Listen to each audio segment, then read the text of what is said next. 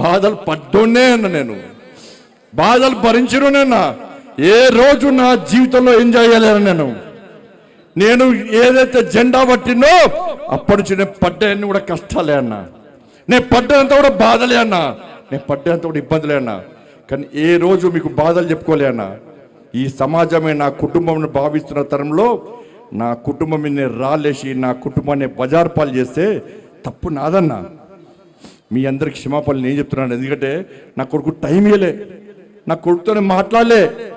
మీరే తమ్ముళ్ళు అనుకున్నా, మీరే కొడుకులు అనుకున్నా. పొరపాటు చేసింది నేనన్నా. నా కొడుకు టైం ఇవ్వకపోవడం పొరపాటు నేను చేసినన్నా. నేనే నాకు తప్పు చేసింది. నేను క్షమాపణలు చెప్తున్నాను మీ అందరికీ. కానీ తప్పు ఇవ్వకుండా బయటకు వస్తానని నా కొడుకు నాకు మాట ఇచ్చిందన్నా. తప్పకుండా వస్తాను మాట ఇచ్చిందన్నా. నిజంగా తప్పు చేస్తే నా కొడుకును కూడా నాకు క్షమించన్నా. ప్రసక్తి లేదన్నా. కాబట్టి దయచేసి తప్పుడు ప్రచారం నమ్మకండి. మన జోష్ దక్కించుకోవాలన్నా. భయపడేవాడు బాధపడేవాడు హిందూ కాదన్నా. అందరికీ అబండాలు వచ్చినాయన్నా. అందరి మీద అపవాదులు చేసిరన్నా. మన కుటుంబాల మీద అపవాదులు చేసిరన్నా. కానీ భయపడి ఇంట్లో కూర్చుంటే రాక్షసులు ఇంకా రాక్షసులు అవుతారు. ఇలా రాముల వారసులమైన మనమందరం ఇంట్లో కూర్చుంటే ఇబ్బంది వస్తాయన్న. మనంతా రాముడు వారసులమన్నా. రాక్షసి సంతతి మనం సవాల్ చేస్తుందన్నా. మీరా మేమా అని చెప్పి ఆ రాక్షసి సంతతి సవాల్ చేస్తే మనం యుద్ధం చేద్దామా, ఇలా అన్ని మూసుకొని ఇంట్లో కూర్చుందామా?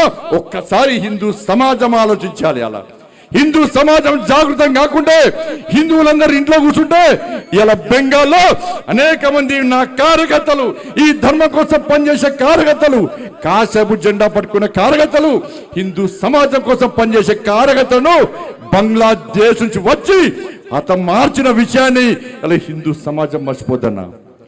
కేరళలో హతమార్చారు, తమిళనాడులో హతమార్చారు.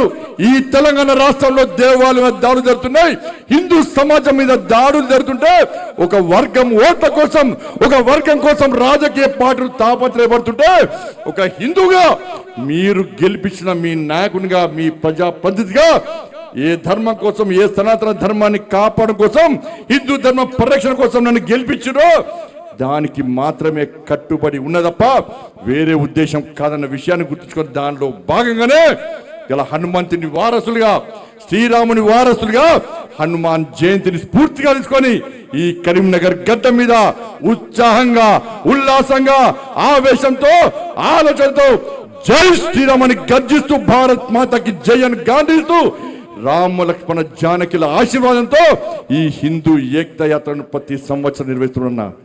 దానికి తరలి వచ్చిన మీ అందరికీ, ప్రతి ఒక్కరికి, ఎండగొట్టిన ఇంత చేసిన కథలు వచ్చిన మీ అందరు కూడా 2 చేతులు జోడించి నమస్కరిస్తూ మన స్వామివారి మంగళాశాసనాలు ఉంటాయి. ఇప్పటికే ఆలస్యమైంది. ఎక్కడ ఆపకుండా త్వరితగతిన తొందర ఏడిపోవాలి, ర్యాలీ చుట్టుకోవాలి. జోష్ లేదన్నా లేదా? ఇంత భారత్ మాతాకి మళ్ళా తగ్గిందే.